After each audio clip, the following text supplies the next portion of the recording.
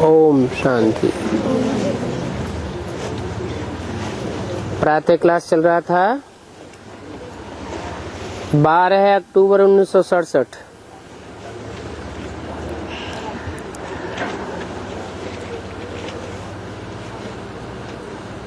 रोज बाबा का कहना है आत्मा समझकर बैठो और बाप को याद करो।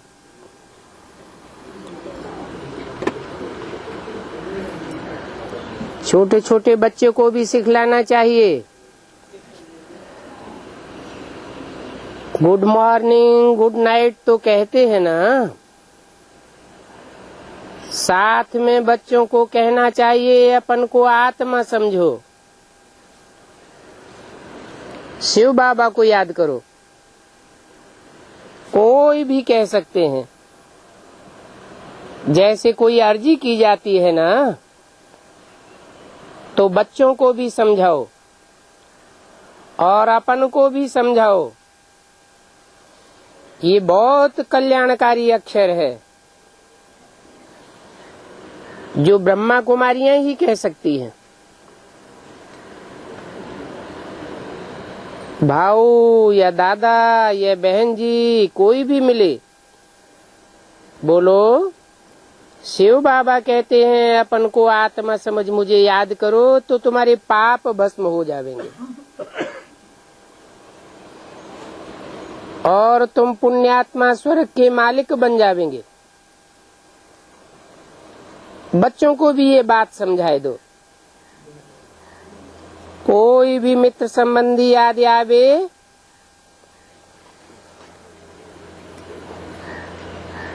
उनको हैंडशिप भी करे और फिर ये भी सुनावे कि यह है सबसे बड़ा गुण, दूसरों को बाप का परिचय देना। गीता जो पढ़े हुए होंगे उनको भी बहुत अच्छा लगेगा, समझ जावेंगे। भगवान शिव कहते हैं तो ऐसी ऐसी बातें अपने पास नोट कर दो। जो भी मिले, मैं रिक्वेस्ट करता हूँ अपन को आत्मा समझो और शिव बाबा को याद करो।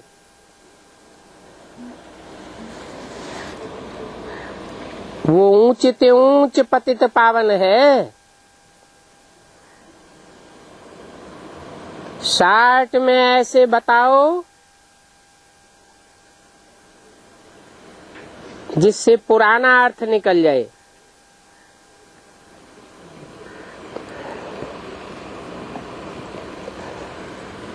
बहुत सिंपल बात है।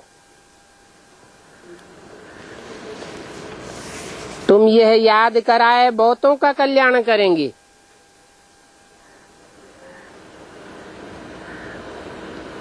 स्कूलों में भी भाषण पर तुमको बुलाया जाता है,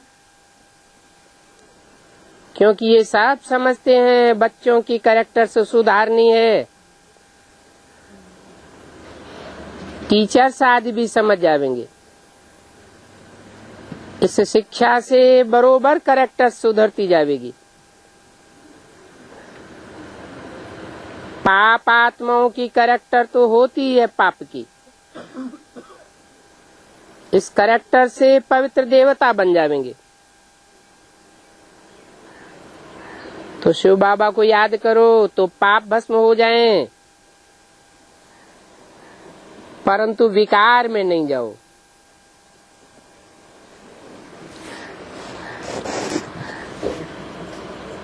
विकार में जाने से याद आना बंद हो जाती है।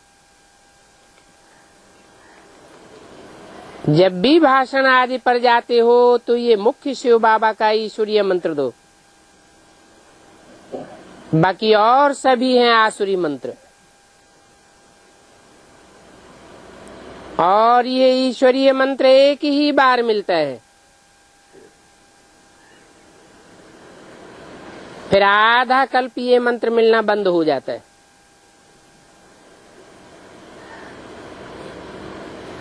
ये बात अच्छी रीति समझाना है।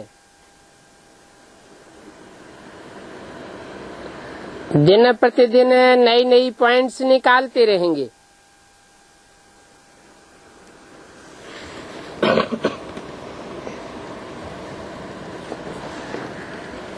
आज भी बाबा का ख्याल चल रहा था, ये राधा बच्ची बाबा के पास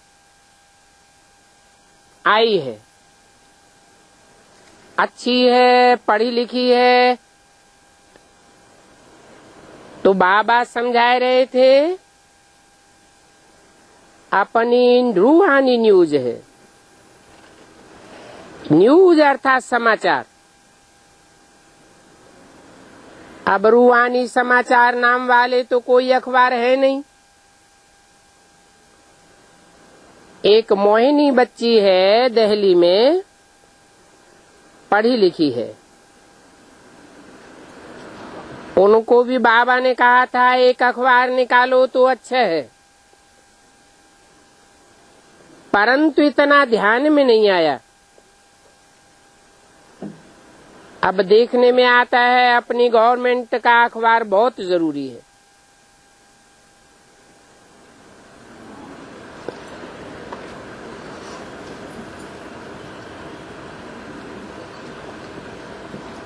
गॉडली यूनिवर्सिटी तो लिख नहीं सकते, कितनी लिखा पढ़ी चली, परंतु एक ऑफिसर ने बंद कर दिया। अच्छा, ऑफिसर बदली हुआ, दूसरे ऑफिसर की बुद्धि में बैठ जाए तो कुछ बोलेंगे नहीं। हर एक का ख्याल अपना अपना होता है। तो अपनी ये बड़ी गवर्नमेंट है, अपना कोर्ट ऑफ आर्म्स भी नामी ग्रामी है। त्रिमूर्ति शिव का कोर्ट ऑफ आर्म्स है। बाबा ने समझाया था ये कोर्ट ऑफ आर्म्स भी कोई सतयुग का नहीं है, ये तो संगम युग का कोर्ट ऑफ आर्म्स है। त्रिमूर्ति शिव और अभी कौरव राज्य भी है।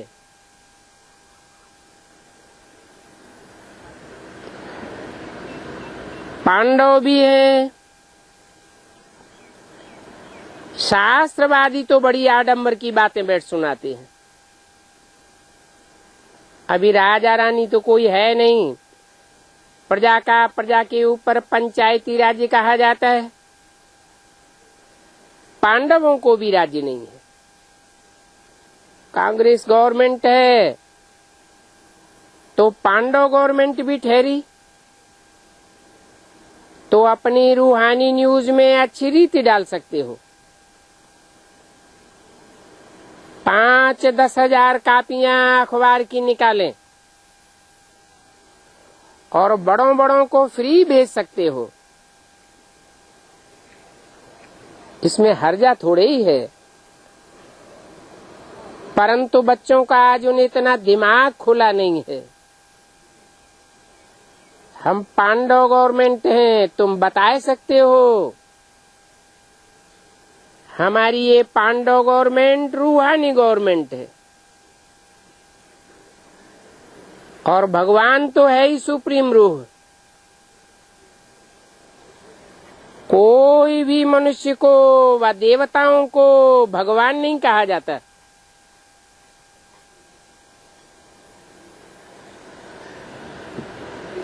मनुष्य को भगवान क्यों नहीं कह सकते?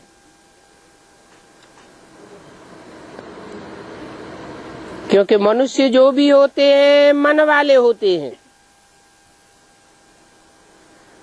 मन से मनन चिंतन चलता है। भगवान को मनन चिंतन चलाने की क्या दरकार? भगवान तो जन्म मरण के चक्र से ही न्यारा है, तो उसको सोचने करने आदि की दरकार ही नहीं। वो तो त्रिकालदर्शी है और सदा ही त्रिकालदर्शी है।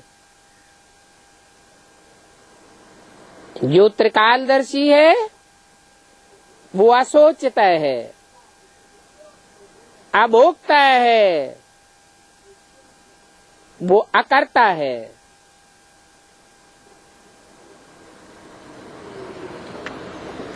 कर्मेंद्रियों से कोई भी कर्म करते हुए नहीं करता।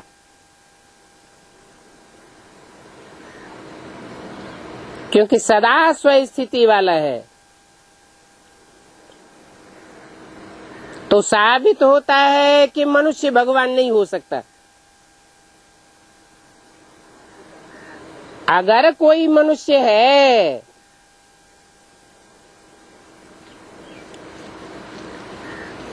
भगवान ने जो राजयोग सिखाया उस राजयोग को सीख करके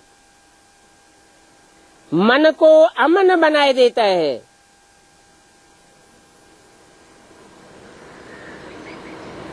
आत्मा को निराकारी बनाए देता है,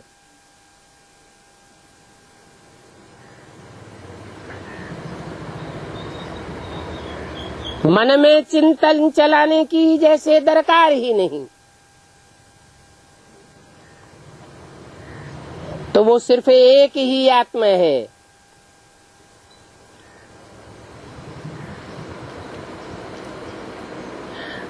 जिसका नाम शिव के साथ जोड़ा जाता है।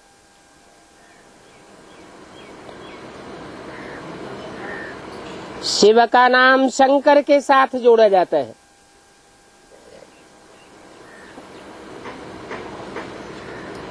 दोनों मिलकर के जैसे एक हो जाते हैं।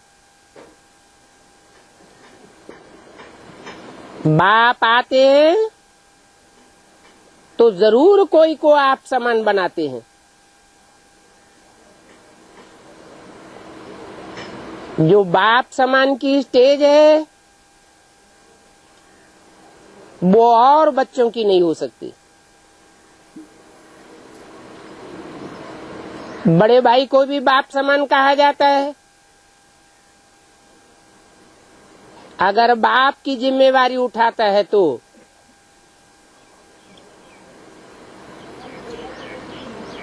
शिव बाप इस सृष्टि पर आते हैं तो मनुष्य को देवता बनाते हैं।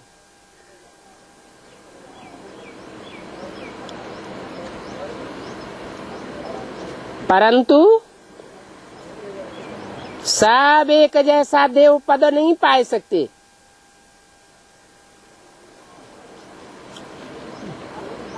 देवताओं में भी नंबरवार पुरुषार्थ अनुसार होते हैं। जो देवताओं में महान देवता है उसे महादेव कहा जाता है। जिसके द्वारा मनुष्यों को देवता बनाते हैं। जैसे ब्रह्मा के द्वारा ब्राह्मण बनाते हैं, देवता के द्वारा देवता बनाते हैं। इंजीनियर बनावेगा, डॉक्टर बनावेगा, स्वयं देवता होगा तो दूसरों को देवता बनावेगा। परंतु भगवान जिसे निराकार निरंजन कहा जाता है, निराकारी निर्विकारी निरहंकारी कहा जाता है, सदा शिव कहा जाता है, वो भगवान जब इस सृष्टि पर आते हैं तो पहले भगवान आकर के भगवान भगवती बनाते हैं।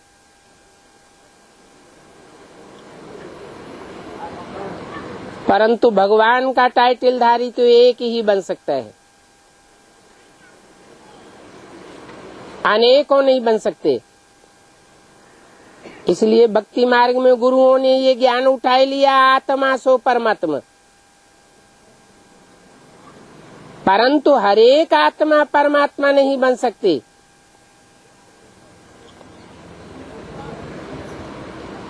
परम शब्द सिर्फ एक के लिए यूज होता है। ऐसी ऐसी बातें तुम क्लियर करके लिख सकते हो।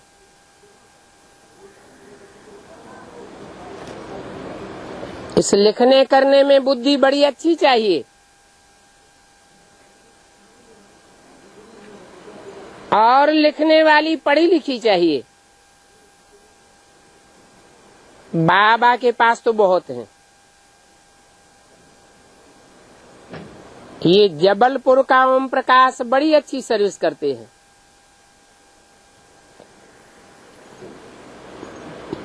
दिन प्रतिदिन बच्चे होशियार होते जाते हैं। जैसे पटना में जनक है, राज है, पुष्पाल है। बच्चियों ने सर्विस को अच्छा उठाया है। पुरानी जो बच्चियां थी उनमें इतना दम नहीं था सर्विस को उठाने का। कोई चढ़ते हैं तो कोई फिर उतरते भी हैं। ग्रहाचारी तो सब बच्चों को आती है। ये है सच्ची सच्ची कमाई। बच्चे खुद लिखते हैं, बाबा माया के तूफान बहुत आते हैं। 12 अक्टूबर 1967 की वाणी का दूसरा पेज। तूफान बहुत आते हैं तो खुशी कम हो जाती है, क्योंकि माया से हार खाते हैं। ग्रहाचारी बहुत करके बैठती है। ग्रहाचारी क्यों कहा जाता है?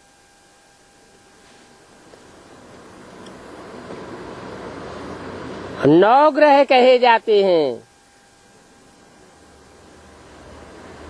नौ ग्रह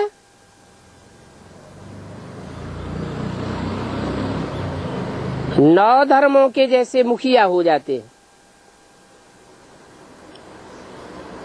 सब नंबरवार हैं।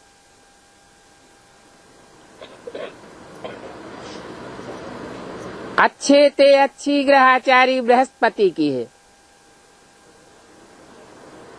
और बुरे ते बुरी ग्रहाचारी राहु की है। बाकी नंबरवार हैं। तो ग्रहाचारी का अर्थ क्या है? ग्रहाचारी का अर्थ ही है कोई न कोई ग्रह के आचरण में रहना।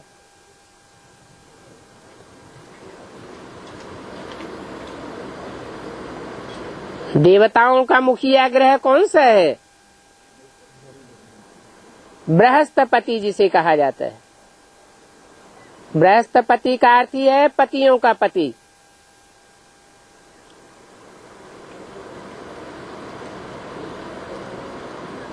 ग्रहाचारी सबको लगती है। कोई को श्रेष्ठ ग्रह की ग्रहाचारी लगती है, उसके आचरण में आते हैं, संग के रंग में आते हैं। कोई फिर भ्रष्ट के संग में आ जाते हैं। तो जिसके भी संग के रंग में आते हैं उसकी ग्रहाचारी लग जाती है। यहाँ संगम युग में शूटिंग होती है। संगम युग में जो शूटिंग होती है वो द्वापर कलयुग में प्रैक्टिकल होता रहता है।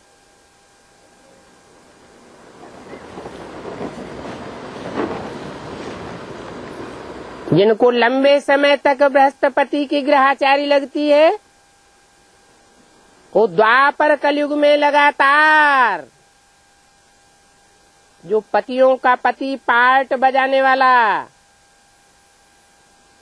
बाप है मनुष्य सृष्टि का, उसके संग के रंग में रहते हैं और जिनको राहु की दशा लगती है, राहु की ग्रहाचारी लगती है, वो उसके संग के रंग में आ जाते हैं। माना देवता से और धर्मों में नीचे नीचे जाकर के पार्ट बजाते हैं।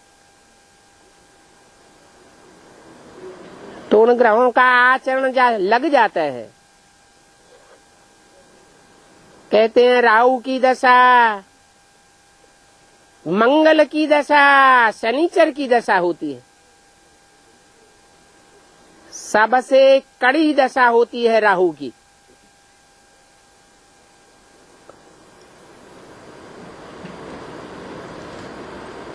विकार में जाते हैं तो फिर राहु की दशा बैठ जाती है।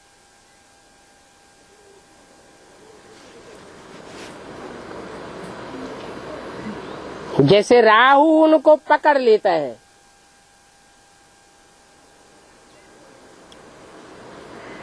अच्छी तरह संग के रंग में लाता है। फिर लिखते हैं बाबा हमारी खुशी गायब हो गई।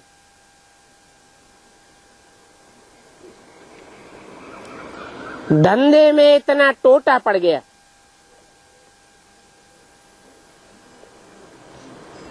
अब धंधे में फायदा और नुकसान तो होता ही है।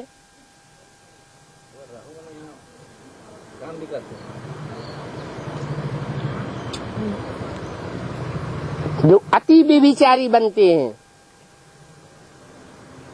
उनका जो मुखिया है वो कहा जाता है राहु।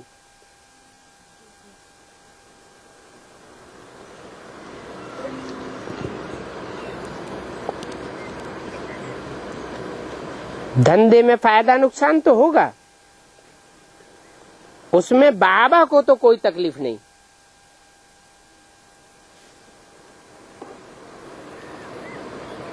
और इसमें आशीर्वाद की भी बात नहीं रहती।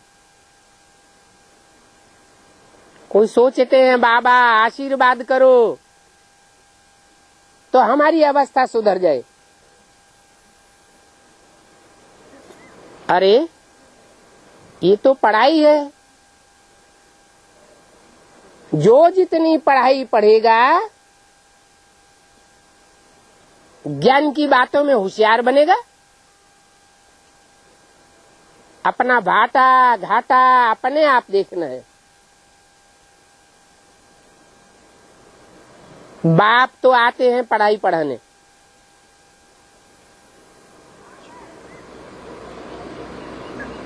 कैसे विकर्म बनता है, कैसे कर्म बनता है, कैसे अकर्म बनता है, सारी बात बताते हैं। अब कोई पढ़ाई ना पढ़े या रेगुलर पढ़ाई ना पढ़े, पंक्चुअल होकर के ना पढ़े, तो बाप इसमें क्या करेगा। यहाँ कृपा नहीं हो सकती। साबित हो जाता है कि कौन कितना बाप को वैल्यू देता है। बाप को वैल्यू देना माना पढ़ाई को वैल्यू देना।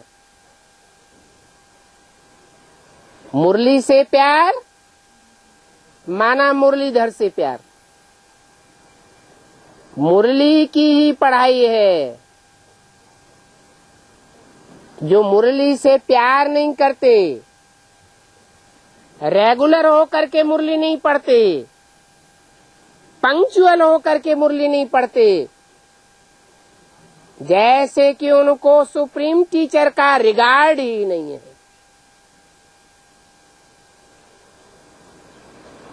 तो कृपा की बात नहीं है। ये ड्रामा है ना, ड्रामा अनुसार पार्ट बजाया जाता है। बाप कहते हैं मैं भी पार्ट बजाने आता हूँ।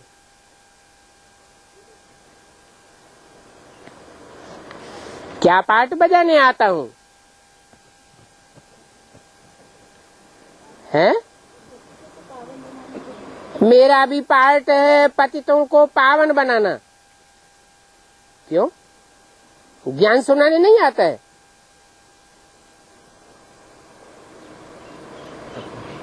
ब्रह्मा के तन में आया, क्या ज्ञान नहीं सुनाया?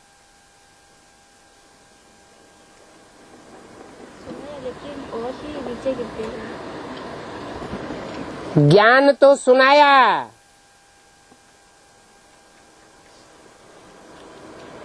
परंतु जैसे कोई संस्कृत की किताब पढ़ता है, पढ़ना जानता है, संस्कृत गीता के श्लोक सुनाता है, परंतु उन श्लोकों के अर्थ को नहीं जानता। जैसे प्राइमरी स्कूल का बेसिक नॉलेज का बच्चा कबीरदास के, सूरदास के, तुलसीदास के पद रट लेता है, परंतु उनके गुह्यार्थ को नहीं जानता। तो फिर प्रैक्टिकल एक्ट में कैसे आवेगा?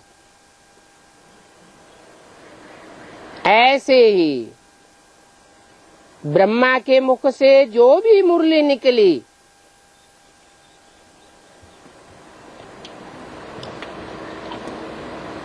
वो मुरली जैसे कि गीता माता है,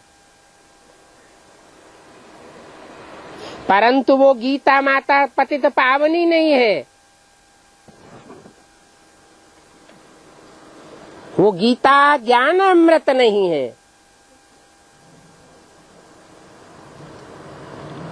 जिससे देवताएं अमर बन जावे। अमर तब बनते हैं जब उन महावाक्यों का गहराई से अर्थ समझें, परंतु समझने वाले नंबरवार निकलते हैं। बाप तो सुप्रीम टीचर बनकर के सबको एक जैसी पढ़ाई पढ़ाता है, परंतु पढ़ाई पढ़ते नहीं है, समझते नहीं है कि मुझे किस लिए बुलाते हैं। कोई तो ऐसे ही रिवाजी हालत में मुरली पढ़ लेते हैं, सुन लेते हैं, परंतु उस पर मनन चिंतन मंथन नहीं करते।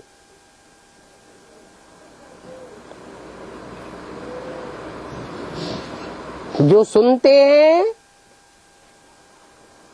मंथन नहीं करते हैं, तो दूसरों को क्या समझावेंगे? वही रटी हुई बातें दूसरों को सुनाते रहेंगे।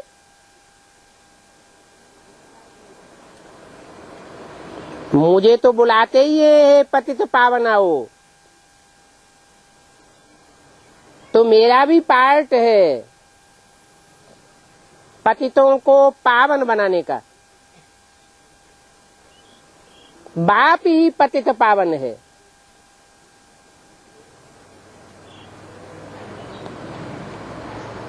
आकर के सबको पावन बनाते हैं। इसके लिए बाप राजयोग सिखाते हैं।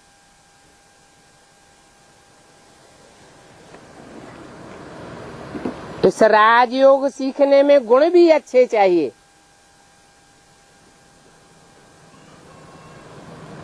सबसे बड़ा अवगुण है अपवित्रता का,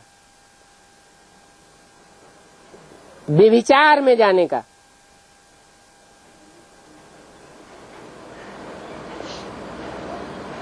अच्छे से अच्छा गुण है पवित्रता को धारण करना। आप भी विचारी बनना।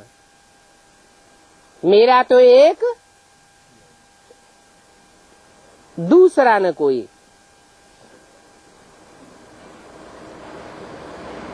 तुम बच्चों ने तो अच्छी रीति समझा है। जो कैरेक्टरलेस होते हैं वो कैरेक्टर वाले राजाओं को नमन करते हैं।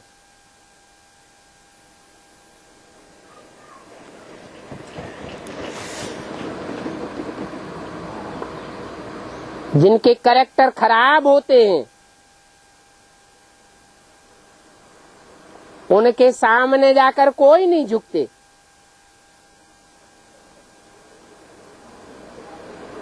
करैक्टर वाला राजा होगा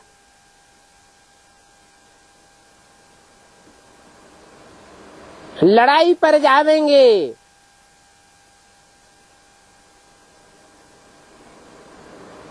तो अपनी सारी संपत्ति, धन दौलत, बीवी बाल बच्चे, रनिवास सब उनको सौंप करके जावेंगे।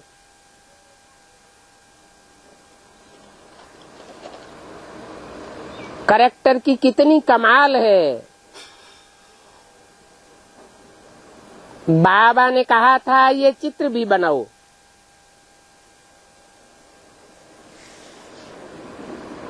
लिख दो, ये पतित राजाएं, यह पावन है।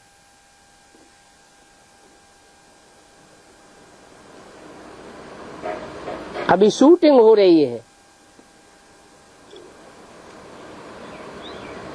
सब पता पड़ जाएगा।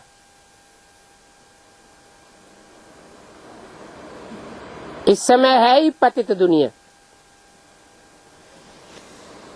पावन होते ही है सतयुग में। साधु संत आदि सब पतित की लाइन में आ जाते हैं। तब तो बाप कहते हैं मैं साधुओं का भी उद्धार करने आता हूँ।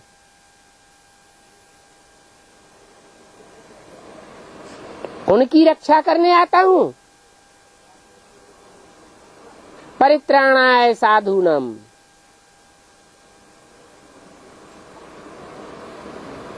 तो साधुओं की वो भीति से निकालता हूँ ना।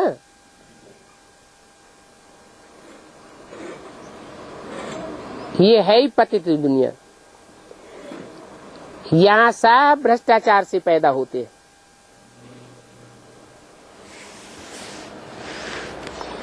इसको कहा जाता है विशियस वर्ल्ड, और वो है वाइसलेस वर्ल्ड, जो बाप आकर के स्थापन करते हैं। वो है नई दुनिया और ये है पतित पुरानी दुनिया। पुरानी दुनिया में कोई वाइसलेस हो नहीं सकता।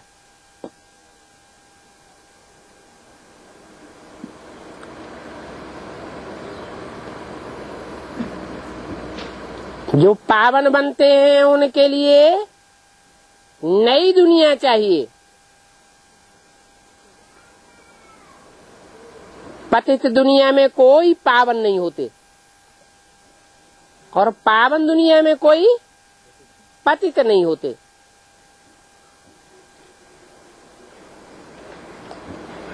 संगम पर ही बाप को आना पड़ता है। ये भी पतित और पावन दुनिया का संगम है।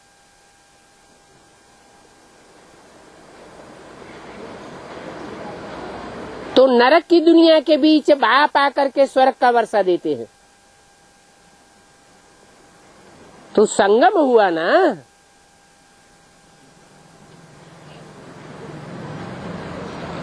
परंतु उस संगम में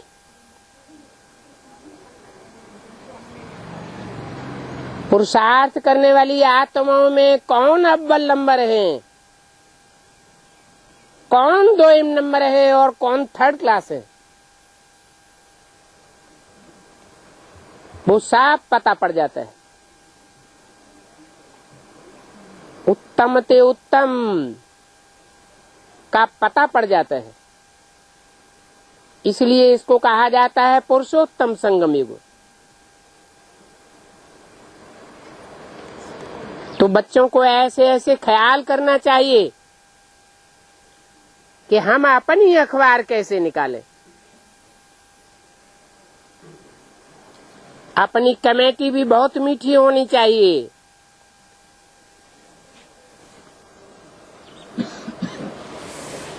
बाबा जानते हैं कई बच्चियां बहुत अच्छी सर्विस कर रही हैं, जो अच्छी सर्विस नहीं करते हैं वो आपस में मतभेद में आते रहते हैं। ये मतभेद बहुत खराब है। मतभेद में आकर के राजाओं ने राजाई गंवाई दी। तुम्हें तो एक मत पर चलना है। एक को न पहचानने के कारण, ऊंच ते ऊंच बाप को न जानने के कारण श्रीमत पर नहीं चलते हैं, श्रीमत की परवाह नहीं करते हैं, फिर मतभेद में आ जाते हैं।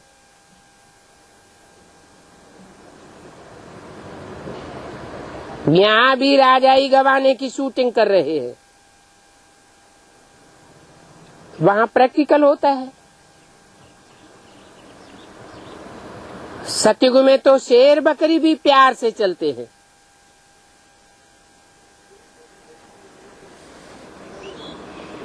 उनमें भी कोई मतभेद नहीं होता। यहाँ तो देखो कितना मतभेद हो जाता है।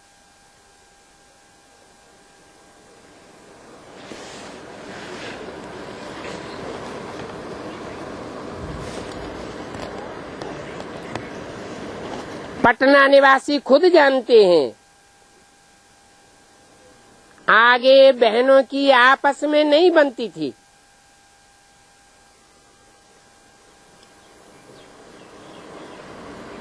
कहाँ की बात? पटना नाम क्यों पड़ा? एक दूसरे की आपस में पटती ही नहीं थी, क्योंकि बाप की मत को पकड़ा ही नहीं। मतभेद में आते रहते, बातचीत करने की भी रॉयल्टी नहीं रहती। अनपढ़ ही है ना। बड़े आदमी से भी तुम कह के बात करती है। पति को भी तुम तू कह देगी।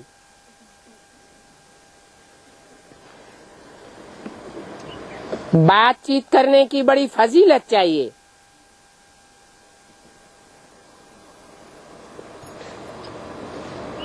परंतु वो बात आती ही नहीं। क्यों नहीं आती? पति को भी तू करके बात करती है। इससे क्या साबित होता है?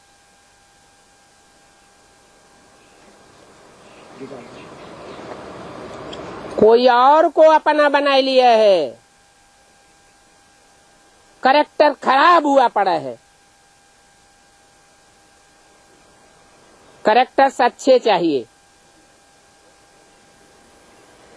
तुम लिख भी सकते हो, सतयुग से तेतरा तक यह कैरेक्टर्स अच्छे रहते हैं। राधा की दृष्टि कृष्ण में ही डूबती है। कृष्ण की दृष्टि राधा में ही डूबेगी और 21 जन्मों तक उनका प्यार अटल रहता है। कब मतभेद में नहीं आवेंगे? डिसरिगार्ड की बात ही नहीं। फिर द्वापर कलयुग में यथा राजा रानी तथा प्रजा साफ कैरेक्टरलेस हो जाते हैं,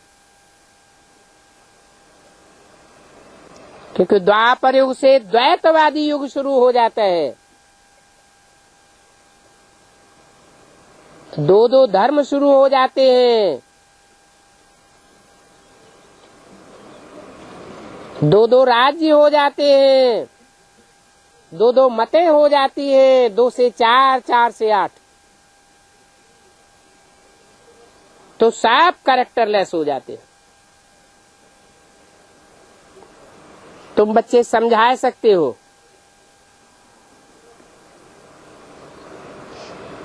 तुम्हारा सेंटर गलियों के अंदर नहीं होना चाहिए।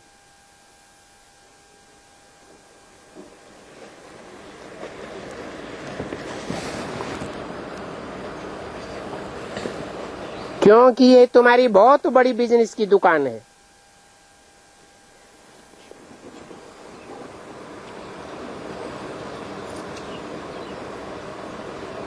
बल करके माताओं को वहां आना जाना सहज होता है, परंतु आजकल तो माताएं भी खड़ी हो गई हैं। जहां तहां खुले रीति जाती हैं। और तुम्हारी तो है रूहानी दुकान, जिसमें ज्ञान रत्नों का सौदा मिलता है। जिनका इस दुकान से कनेक्शन होगा, आस्ते आस्ते उन्हों की बुद्धि का ताला खुलता जाएगा। बाप से वर्षा लेने का पुरुषार्थ करने लग पड़ेंगे।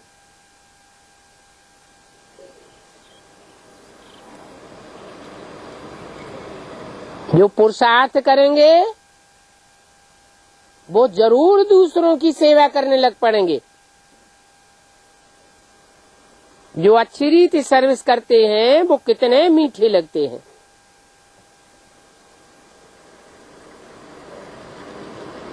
दूसरों की सेवा करने वाले जरूर अच्छी पढ़ाई पढ़ते होंगे। न पढ़ने वाले उन्हों के आगे जाए झाड़ू लगावेंगे।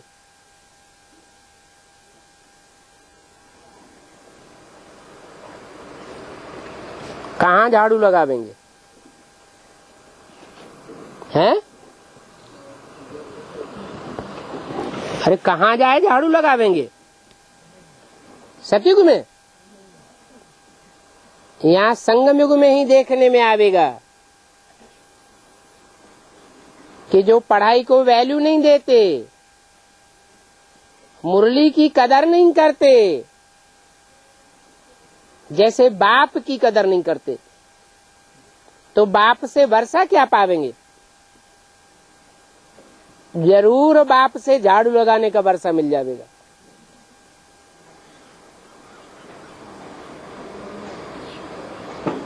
तुम जानते हो सर्वसेवुल ही दिल पर चढ़े रहते हैं।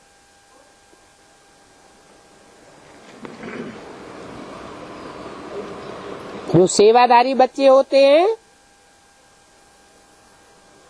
वो दिल पर चढ़े हुए होने के कारण बहुत याद आते हैं।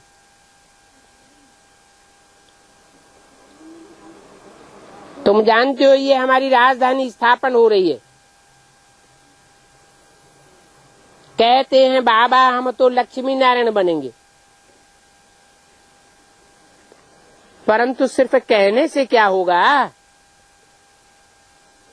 लायक भी तो बनना पड़े। इस पर नारद का भी मिसाल देते हैं।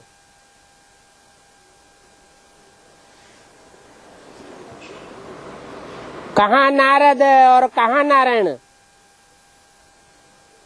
नारद क्या करता था? नाम पड़ गया नारद। नार माना जल, अर्थात ज्ञान जल तो देता था, लेकिन खुद धारण नहीं करता था। दूसरों को कहता था चलो बैकुंठ, चलो बैकुंठ, खुद नरक की दुनिया में ही डोलता रहता था। शीशे में चेहरा देखा तो बंदर का चेहरा दिखाई पड़ा। अब नारद एक तो नहीं है। ऐसे ज्ञान सुनाने वाले नारद बहुत हैं। औरों को सुनावेंगे, खुद धारणा नहीं करेंगे। ऐसे बहुत है ना। इनको क्या कहेंगे? बोलना एक और करना दूसरा। कथनी करनी एक नहीं होती है। तो नारायण बनेंगे क्या?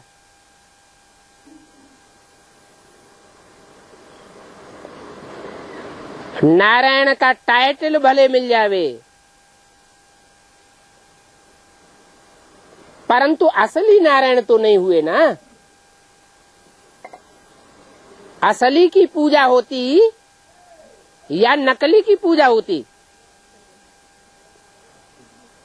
असली नारायण की पूजा होती है। बाकी जो नकली नारायण अनेक नारद बनते हैं, उन सतयुग के 7 नारायणों की पूजा नहीं होती है। तो उनको ज्ञानी आत्मा कहें या भक्त आत्मा कहें? उनको कहेंगे भक्त। ऐसे भक्तों को फिर शरीर छोड़ना पड़े।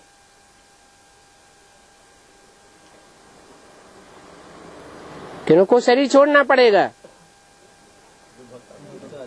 भक्त कौन है?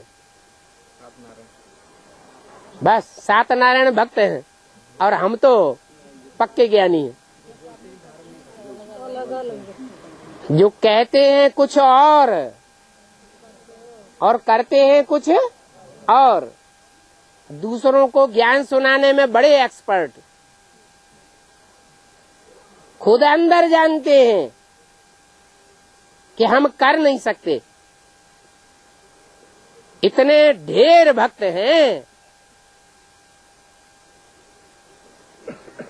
तो सब नर से नारायण बनेंगे क्या?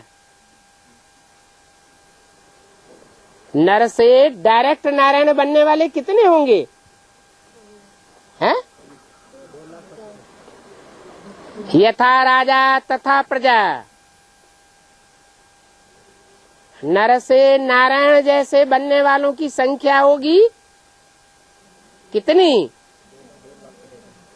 2.25 लाख।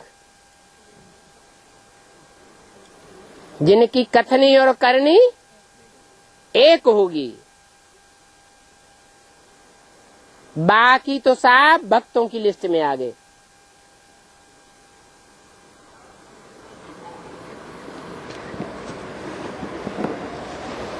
लक्ष्मी और लक्ष्मी समान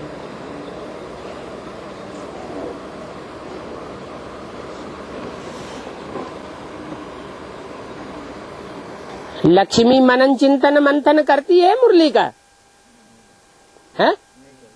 फिर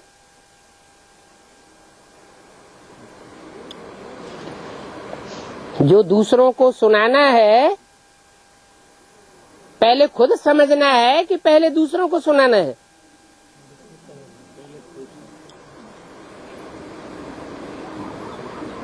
जब तक नॉलेज नहीं धारण करते हैं तब तक तमो प्रधान पत्थर बुद्धि है, समझते नहीं है। सिर्फ भगवान ने ही ये राजयोग सिखाया था।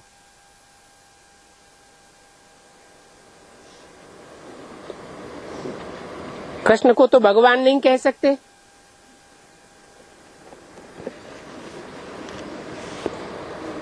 ब्रह्मा विष्णु शंकर को भी भगवान नहीं कह सकते। क्यों? ब्रह्मा में शिव भगवान का प्रवेश नहीं होता क्या? प्रवेश तो होता है, फिर भगवान क्यों नहीं कह सकते? उनका भी जो अंतिम पुरुषार्थ था, अंतिम घड़ी का, उस अंतिम घड़ी के पुरुषार्थ में असोचता बना क्या?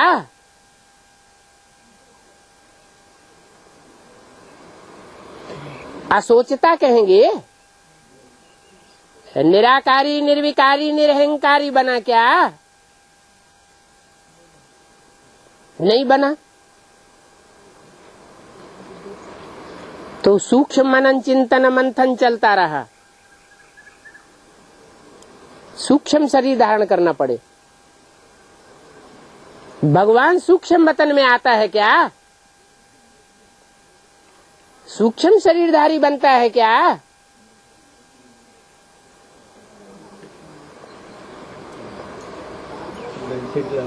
और विष्णु में तो भगवान प्रवेश ही नहीं करता।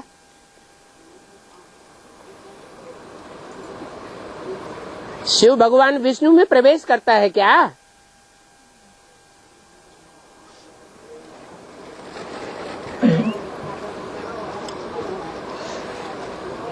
शंकर में शिव आते हैं,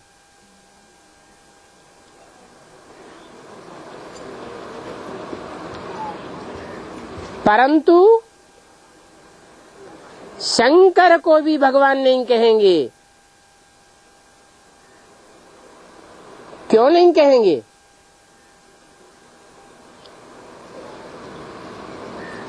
सबका बुद्धियों को बताना जरूरी है क्या?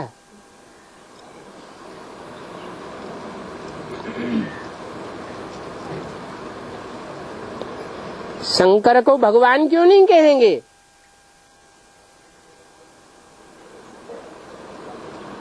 शंकर को महादेव कह सकते हैं, परंतु भगवान नहीं कह सकते, क्योंकि शंकर नाम ही तब पड़ता है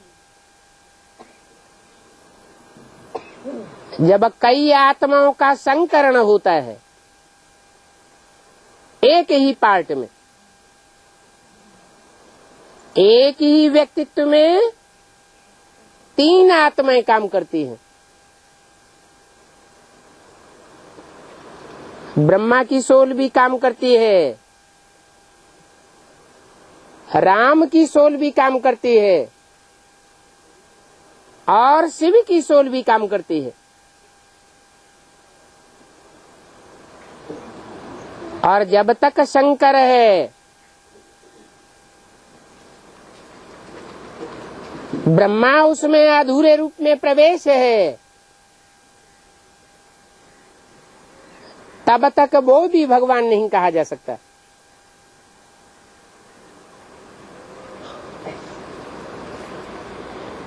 क्योंकि कुछ न कुछ मनन चिंतन मंथन चलता रहेगा।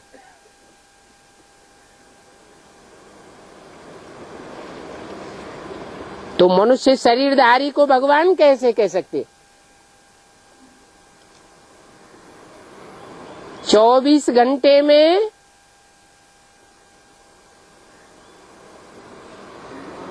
अगर थोड़ा समय भी शरीर में बुद्धि धरी हुई हो तो उसको भगवान कहेंगे कि देहधारी कहेंगे? देहधारी कहेंगे।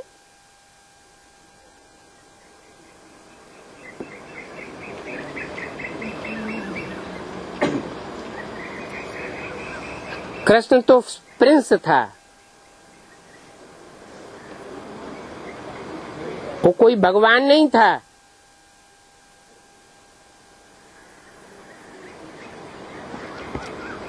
फिर स्वयंवर बाद लक्ष्मी नारायण बन करके राज करके गए।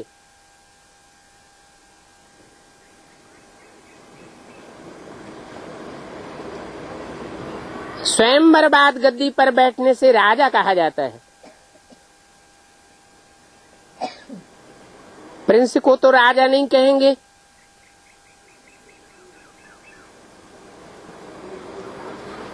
तो बाप युक्तियां बतलाते रहते हैं, तुम तो नर से नारायण बनते हो, नर से प्रिंस बनते हो क्या?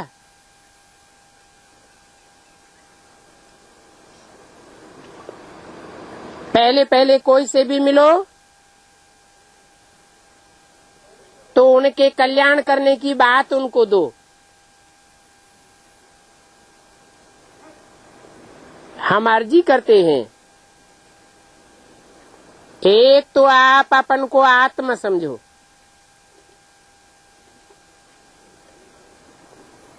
अपनी देह को भूलने की प्रैक्टिस करो। अपनी देह को भूलेंगे तो देह के संबंधियों और पदार्थों को भी भूलेंगे। दूसरी बात, अपन को आत्मा समझो। और शिव बाबा ने कहा कि मुझे याद करो। कितनी बातें हुई? 3 बातें। पहली बात क्या? अपनी देह को भूलो, उसके लिए प्रैक्टिस करो अपन को आत्मा समझने की। अपन को आत्मा समझ करके आत्मा के बाप परमात्मा बाप को याद करो। बाप कहते हैं मैं सर्व का पतित पावन हूं। सर्व माना क्या?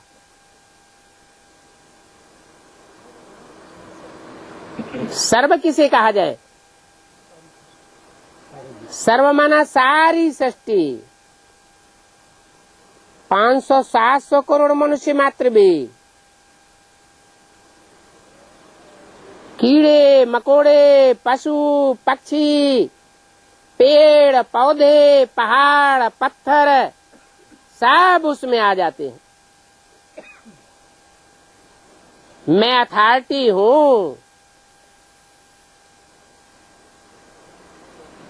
पत्थर बुद्धियों को भी पारस बुद्धि बनाए देता हूं। मैं सभी वेदों शास्त्रों को जानता हूं।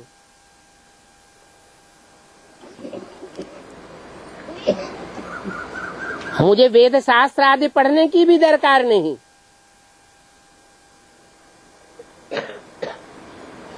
ये सब सामग्री भक्ति मार्ग की है। इन भक्ति मार्ग की बातों से कब कोई का कल्याण नहीं हो सकता।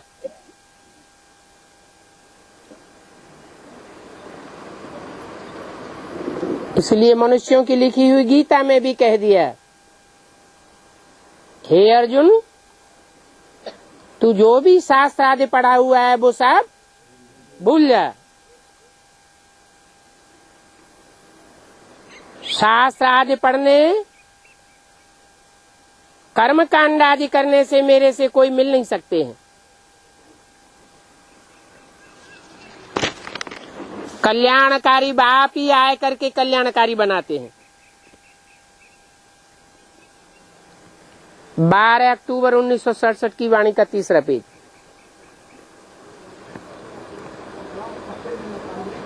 कल्याणकारी बाप के बच्चे भी कैसे होंगे? कल्याणकारी होंगे। कोई का भी अकल्याण करने वाले नहीं होंगे। अगर एक का भी अकल्याण करने की वृत्ति है, भले वो दुश्मन है, दुश्मनी करता है, तो विश्व कल्याणकारी बाप के बच्चे नहीं कहे जा सकते। जैसे बाप कल्याणकारी है वैसे तुम भी कल्याण करते रहो। पहली बात ही ये है। बाप का नाम ही है शिव कल्याणकारी। तो बच्चे भी कैसे होंगे? जो बाप की रगों में खून होगा वो बच्चे में भी वो खून आवेगा जरूर। ओम शांति।